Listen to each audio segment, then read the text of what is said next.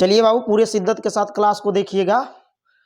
Class समझ में आ रहा होगा, पिछला क्लास जो भी कराए होंगे आपको समझ में आ रहा होगा अगर जो पूरे शिद्दत के साथ क्लास को देख रहे हैं तो। देखिए यहाँ लिखा है एक त्रिभुज ए बी सी की भुजा BC पर एक बिंदु D इस प्रकार है कि कोण ADC बराबर कोण BAC है। सिद्ध कीजिए कि CA² बराबर CB गुणे CD।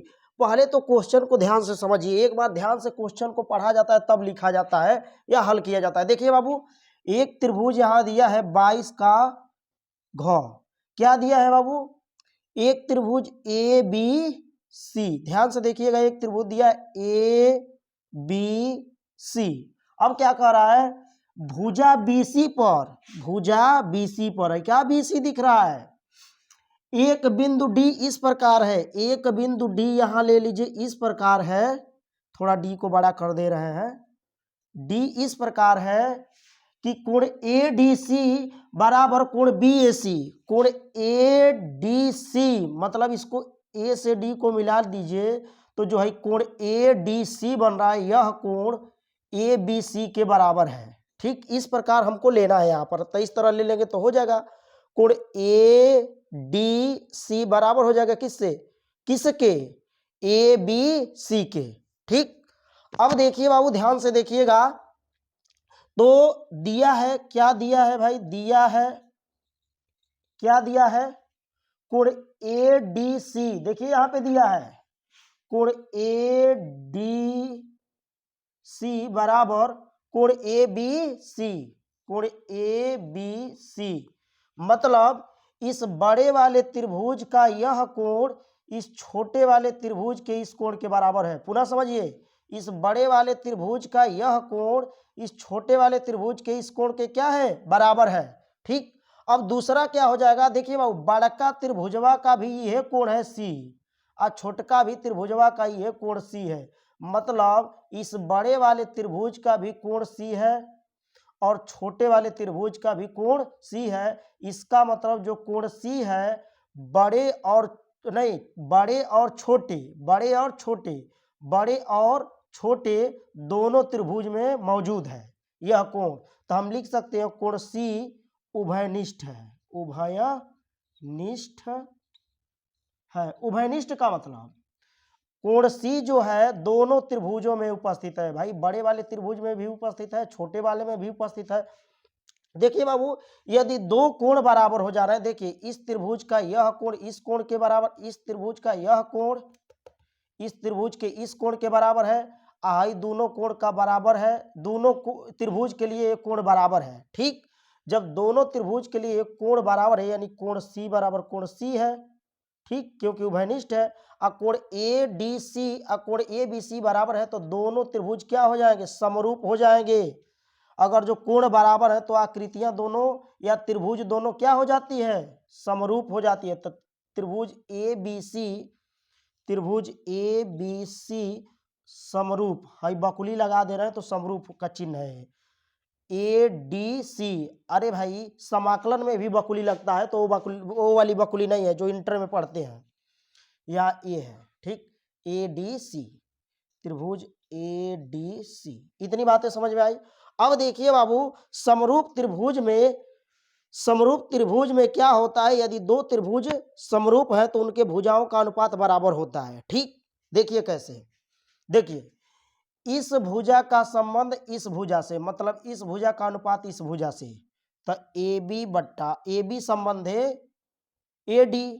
ठीक देखिएगा ध्यान से, एक मिनट, इस भुजा का संबंध बड़े वाले त्रिभुज के इस भुजा का संबंध छोटे वाले त्रिभुज के इस भुजा से।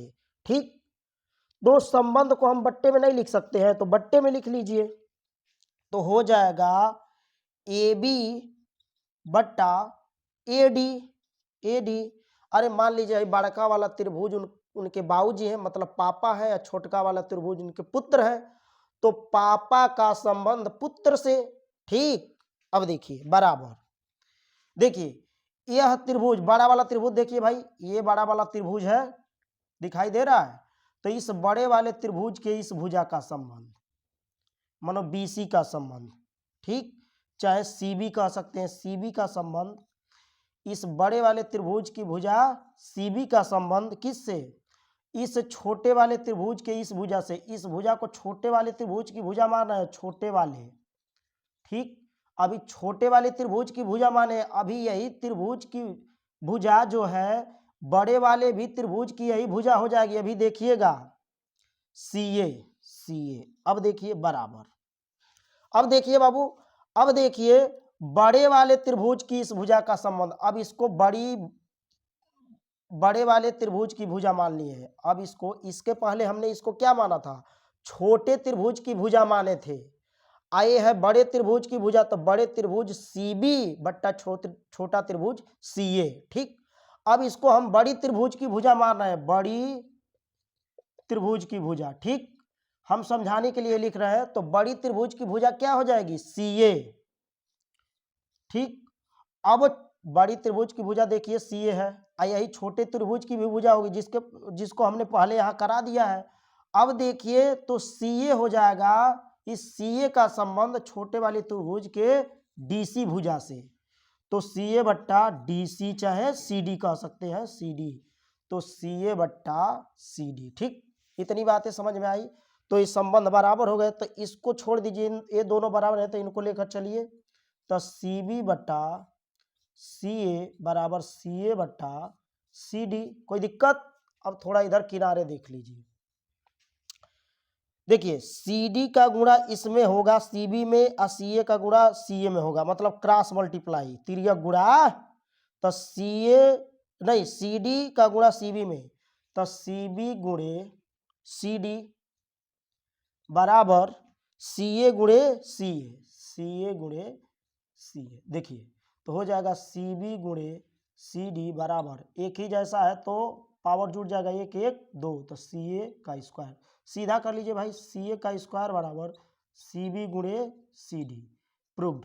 यही सिद्ध करना था भाई, देखिए यही सिद्ध करना था। ये 4 नंबर का इतना छोटा क्वेश्चन है, अगर जो आप ध्यान से एक बार समझ जा रहे हैं तो ये 4 नंबर आपके हाथ में हो जाएगा। हमने क्या किया है, इन दोनों त्रिभुजों को समरूप सिद्ध कर दिया है, ठीक। अब देखिए इस बड़े वाले त्रिभुज के इस भुजा का संबंध इस छोटे वाले त्रिभुज के इस भुजा से, तो AB बट्टा AD। और अब हमने क्या किया है, छोटे वाले त्रिभुज की भुजा AC मान ली है, चाहे CA मान ली है। अरे भाई इस छोटे वाले त्रिभुज की भुजा CA है कि नहीं, तो CA का संबंध बड़े वाले त्रिभुज की इस भुजा CB से, तो देखिए CB बट्टा CA दिखाई दे रहा है। अब क्या किए हैं कि हम CA को बड़ी त्रिभुज की भुजा मान लिए हैं, इस बड़ा वाले त्रिभुज की भुजा मान लिए हैं। यह भुजा छोटे वाले त्रिभुज की भी भुजा होगी और बड़े वाले त्रिभुज की भी भुजा होगी। अब छोटे वाले त्रिभुज की भुजा मानकर हमने ये लिख दिया है, ठीक, CB बट्टा CA। देखिए CB बट्टा CA। अब बड़े वाले त्रिभुज की भुजा जब CA को मानेंगे तो CA का संबंध, CA भुजा का संबंध छोटे वाले त्रिभुज की भुजा CD से, तो CA बट्टा CD। संबंध इस तरह होते हैं, CA संबंधे CB, तो इसको लिख सकते हैं CA बट्टा CB, ठीक। और देखिए क्रॉस मल्टीप्लाई करके ला दिए, कोई दिक्कत? इसको इरेज कर रहे हैं। अगला क्वेश्चन देखिए भाई, अगला क्वेश्चन देखिए, देखिए बाबू पूरे शिद्दत के साथ देखिएगा इस क्वेश्चन को। लिखा है निम्नलिखित बारंबारता सारणी का माध्य ज्ञात कीजिए। पहले तो ये देखिए माध्य कहिए, चाहे आप माध्य कहिए चाहे समांतर माध्य कहिए, दोनों बात एक ही है। माध्यक कहिए चाहे माध्यिका कहिए, दोनों बात एक ही है। ये माध्यिका वाला अभी हमने नहीं बताया है, चूंकि अभी हम बताएंगे, अभी वो क्वेश्चन आया नहीं है अंशाल में, जैसे आएगा हम आपको बता देंगे। बहुत इजी है, टफ नहीं है। आप अगर जो शिद्दत के साथ क्लास को देखेंगे तो वो भी आ जाएगा। इसको हम इरेज कर रहे हैं, तो देखिए समांतर माध्य ज्ञात करना है। पहले लिखेंगे वर्ग अंतराल, वर्ग अंतराल, ठीक ना बाबू। ये 4 नंबर का सवाल है टोटल। तो वर्ग अंतराल 15 से 20, 20 से 25, 25 से 30, 30 से 35, 35 से 40, 40 से 45, 45 से 50 तक है। तो देखिए 15 से 20, 20 से 30, no no no no no 20 से 25, 5 का डिफरेंस है ना। 20 से 25, 25 से 30, 30 से 35, 35 से 40, 40 से 45, ठीक, और 45 से 50। कोई दिक्कत? देखिए 15 से 20, 20 से 25, 25 से 30, 30 से 35, 35 से 40, 40 से 45, 45 से 50, 1 2 3 4 5 6 7, इसमें भी गिन लीजिए 1 2 3 4 5 6 7। अब देखिए बाबू इसकी बारंबारता क्या दी हुई है, बारंबारता, ध्यान से देखिएगा 14 56, मतलब सीरियल से 15 से के 20 के सामने लिखेंगे 14, 20 से 25 के सामने लिखेंगे 56, तो यहाँ लिखेंगे 14 56 60 86 60 86, और इसके सामने क्या है 74, उसके बाद 62 48 62 48। इतनी बातें समझ में आ रही है। अब इसको हम इरेज कर दे रहे हैं, ठीक। अब देखिए बाबू, अब हम निकालेंगे मध्यमान। अब मध्यमान निकालने के लिए ये तो एफ का मान हो गया, अब मध्यमान निकालेंगे, मध्यमान एक्स की वैल्यू कैसे निकाला जाता है हमने बताया था, इन दोनों को जोड़कर 2 से भाग दे दीजिए, तो 20 15 35। अब 35 में 2 से भाग देंगे तो 17.5 होगा, ठीक। अब इन दोनों को 2 से भाग नहीं, इन दोनों को जोड़कर 2 से भाग देंगे तो फिर इन दोनों को जोड़कर 2 से भाग दीजिए। उससे अच्छा है कि इन दोनों के बीच डिफरेंस कितना है, इन दोनों का अंतर कितना है 5, तब 20 और 15 5, यानी 15 से 20, 20 से 25, 5 5 का डिफरेंस है, तो 5 5 इसमें जोड़ते जाइए, तो 17 5 22.5, 22 5 27.5, 27 5 32.5, 32 5 37.5, 37 5 42.5, अब 42 5 47.5। देखिए अब इन दोनों को जोड़ेंगे तो 50 40 90 5 95 का आधा 47.5 आएगा, ठीक। अब देखिए बाबू, अब देखिए कैलकुलेशन आपको खुद करना है, इसीलिए देखिए हम खुद कैलकुलेशन कर रहे हैं, ठीक। मोबाइल का प्रयोग नहीं करना है कैलकुलेशन के वक्त, क्योंकि परीक्षा में मोबाइलिया नहीं मिलेगा, हाई है मिलेगा, हाई है माइंडवा, तो इसी से कैलकुलेशन कीजिए। मोबाइल का प्रयोग मत कीजिए कैलकुलेशन के लिए, आपका कैलकुलेशन मजबूत होना चाहिए, ठीक। अब देखिए बाबू, अब हम यहाँ निकालेंगे सिग्मा नहीं, केवल एफ एक्स। क्या निकाल देंगे भाई, एफ एक्स। एफ एक्स का मतलब एफ का गुणा एक्स में करेंगे। अब देखिए इसका गुणा इसमें करेंगे तो 14 25 70 के 0 हासिल 7, आज 14 7 98 7 जोड़ेंगे तो 105 के 0 हासिल नहीं, 105 के 5 हासिल 10, आज 14 करने 14 10 24, दशमलव कितना स्थान बाद लगेगा भाई, 1 स्थान बाद, ठीक। अब देखिए, अब इसका गुणा इसमें कर लीजिए, देखिए इधर 22.5, कैलकुलेशन हम खुद कर रहे हैं तो आप भी खुद कीजिए, अपने कलम से कीजिए, कॉपी पे कीजिए, मोबाइल से मत कीजिएगा, ठीक। अब देखिए 22.5 गुणे 56, ठीक। 6 5 30 के 0 हासिल 3, 6 दूना 12 3 15 5 हासिल 1, 6 दूना 12 1 हासिलवा 13, 5 5 25 के 5 हासिल 2, 5 दूना 10 2 12 2 हासिल 1, 5 दूना 10 1 11, 0 5 5 10 के 0, 3 2 5 1 6 1 1 2, यानी 1260। एकदम सीधा सीधा लिखिए, जोड़ने में आसानी होगी, 1260.0, ठीक। अब देखिए अगला क्या है भाई, 60, इसका गुणा आसानी से कर सकते हैं, 6 5 30 के 0 हासिल 3, 6 7 42 3 45 के 5 हासिल 4, और 6 दूना 12 4 16, एक 0 है तो 0 बढ़ा देंगे, और दशमलव कितना स्थान बाद 1, तो 1 स्थान बाद लगा देंगे। इसका कीजिए 32.5 गुणे 86। देखिए बाबू आप लोग भी गुणा कीजिएगा खुद अपने हाथ से, मोबाइल से नहीं, इसलिए हम खुद कर करके यहाँ दिखा दे रहे हैं, गुणा कर करके दिखा दे रहे हैं। देखिए 6 5 30 के 0 हासिल 3, 6 दूना 12 3 15 5 हासिल 1, 6 3 18 1 19, 8 45 के 0 हासिल 4, 8 दूना 16 4 20 के 0 हासिल 2, 8 3 24 2 26, 0 5 9 6 7, ठीक। तो ये हो जाएगा 2795.0। इसका इसमें गुणा करिए, देखिए इसका इसमें गुणा कीजिए तो 37.5 गुणे 74, देखिए 4 5 20 के 0 हासिल 2, अरे भाई इसका सामने यही ना है तो इसी में ना गुणा करेंगे, 4 5 20 के 0 हासिल 2, 4 7 28 2 30 के 0 हासिल 3, अच्छा 3 12 3 15, ठीक।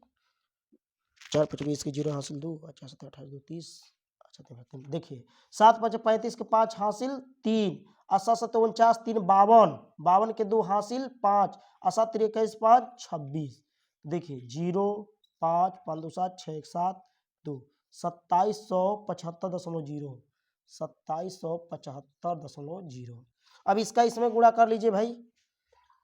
अब देखिए यहाँ कर दे रहे हैं 62, 42.5 गुणे 62, 42.5 गुणे 62। देखिए 2 पचे 10 की 0 हासिल 1, 2 दूना 4 1 5, 2 चौको 8 1, नहीं 2 चौको 8, 6 पचे नहीं 2 पचे 10 की 0 हासिल 1, 2 दूना 4 1 और 2 चौका 6 पचे 30 की 0 हासिल 3, 6 दूना 12 3 15 5 हासिल 1, 6 चौको 24 1 25, 0 5 8 1 13 3 हासिल 1, 5 1 6 और 2, 2635.0, 2600 एक स्थान बाद 2635.0। ठीक।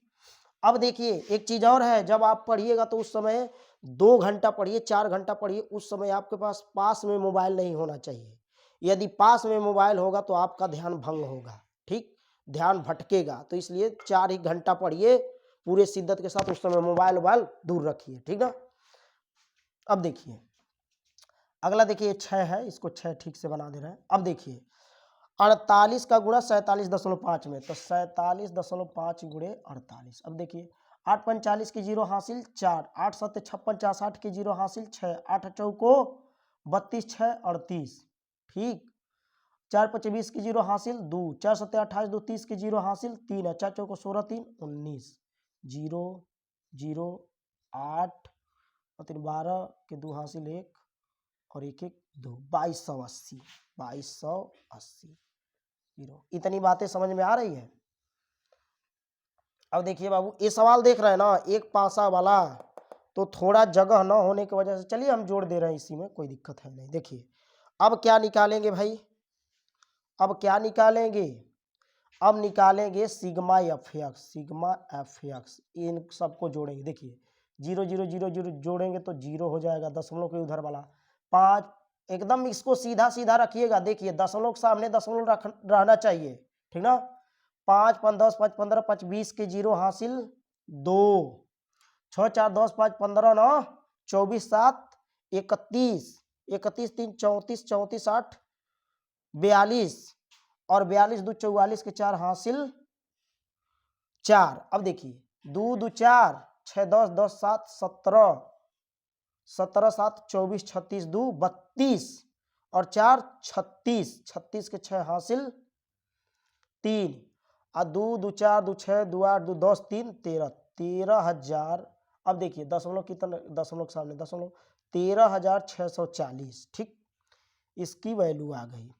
अब देखिए बाबू, अब देखिए अब सिग्मा एफ निकालेंगे, सिग्मा एफ, सिग्मा एफ क्या होगा, 6 4 10 6 16 16 4 20 2 22 8 30 के 0 हासिल 3 और 5 1 6 6 12 8 20 20 7 27 6 33 4 37 3 40, ये 400 आ गया। ठीक, अब इसको थोड़ा सा हम इरेज कर दे रहे हैं, एक पासा यहाँ लिखा गया था तो यहाँ और बढ़िया से लिख दे रहे हैं, सिग्मा एफ एक्स बराबर, इस दशमलव के बाद 0 का कोई मतलब नहीं है, 0 उड़िया जाएगा तो 13,640। अब हमको क्या निकालना है भाई, अब निकालना है समांतर माध्य, यानी माध्य कहिए चाहे समांतर माध्य, तो माध्य बराबर सिग्मा एफ एक्स अपान सिग्मा एफ।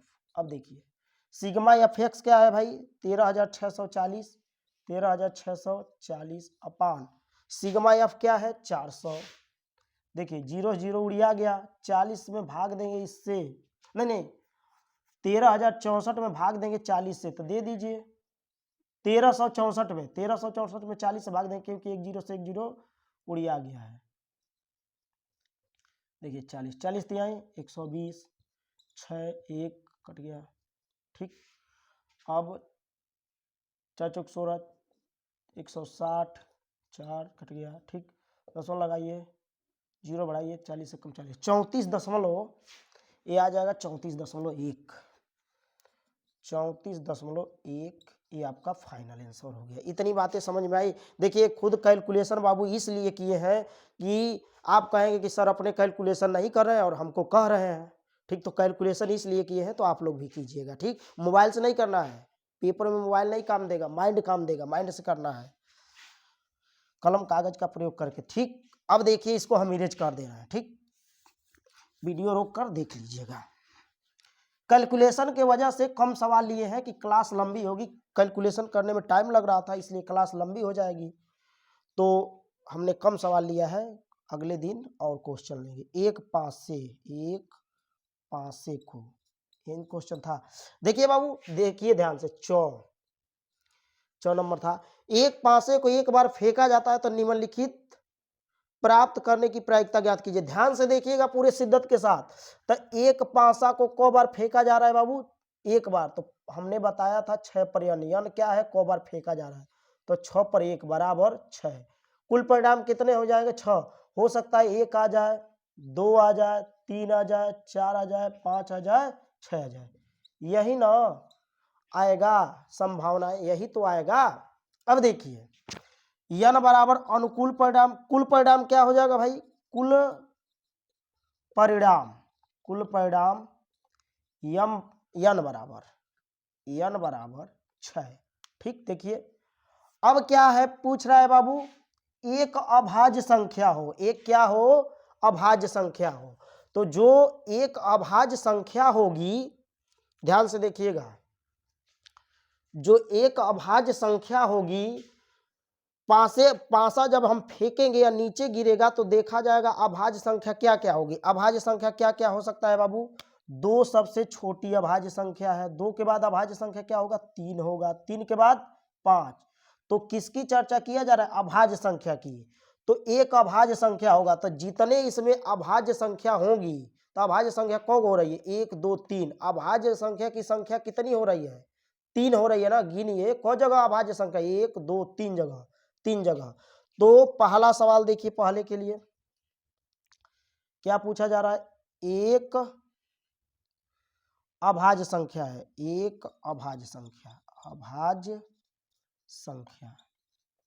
ठीक, कुल परिणाम क्या होंगे? कुल परिणाम तो हर जगह यहां बराबर रहेगा, n बराबर 6। अनुकूल परिणाम क्या होगा बाबू? अनुकूल परिणाम यम बराबर, देखिए अभी हमने बताया था, इसके पहले अभी जस्ट बताए थे कि एक अभाज्य संख्या है। तो एक अभाज्य संख्या है तो हो सकता है 2 भी हो सकता है, 3 भी हो सकता है, 5 भी हो सकता है। तो अभाज्य संख्या को जगह आ रहा है 1 2 3। तो यम बराबर क्या हो जाएगा? अनुकूल परिणाम 3। तो प्रायिकता P बराबर प्रायिकता P बराबर यम बट्टा यन। तो यम क्या है भाई? 3। अयन क्या है? 6। तो 1/2। ठीक, ये आ गया। अब क्या कह रहा है? अब इसको हम इरेज कर दे रहे हैं। ठीक, अब देखिए, कह रहा है 2 और 6 के बीच स्थित कोई संख्या हो। ये बी नंबर है, 2 और 6 के बीच स्थित कोई संख्या हो, स्थित कोई संख्या हो। ठीक, यहां पूछा क्या जा रहा है? 2 और 6 के बीच स्थित कोई संख्या हो। तो 2 के और 6 के बीच स्थित कोई भी संख्या हो सकती है। ये 3 भी हो सकता है, 4 भी हो सकता है, 5 भी हो सकता है। तो 2 और 3 के बीच कितनी संख्याएं हैं? 3 संख्याएं हैं। एक संख्या 3 है, एक संख्या 4 है, एक संख्या 5 है। 3 संख्या है। तो कुल परिणाम क्या होगा भाई? कुल परिणाम n बराबर 6। अनुकूल परिणाम क्या होगा? अनुकूल परिणाम यम बराबर है, क्या लिखे हैं देखिए, 2 और 6 के बीच स्थित कोई संख्या हो। तो 2 और 6 के बीच स्थित कोई भी संख्या हो सकती है, 3 4 5। तो अनुकूल परिणाम 3 हो जाएगा। 1 2 3 काउंट करने पर कितना आ रहा है? 1 जगह, 2 जगह, 3 जगह। तो 1 2 3। ठीक, तो अनुकूल परिणाम m बराबर 1 2 3 होगा। ठीक, क्यों 3 होगा? क्योंकि 2 और 6 के बीच स्थित कोई संख्या है, तो 3 ही गुना संख्या 2 और 6 के बीच स्थित है। तो जो पूछा जा रहा है, तो 2 और 6 के बीच 3 ही गुना संख्या स्थित है, तो यही ना अनुकूल परिणाम होगा। तो P बराबर यम बट्टा यन। हमने इसके पहले बताया है प्रायिकता के बारे में, 3/6 1/2। ये आपका आंसर हो जाएगा। कोई दिक्कत? ये बातें समझ में आ रही है तो इसको नोट डाउन कर लीजिए। बात समझ में आ रही है? ओके, ठीक है।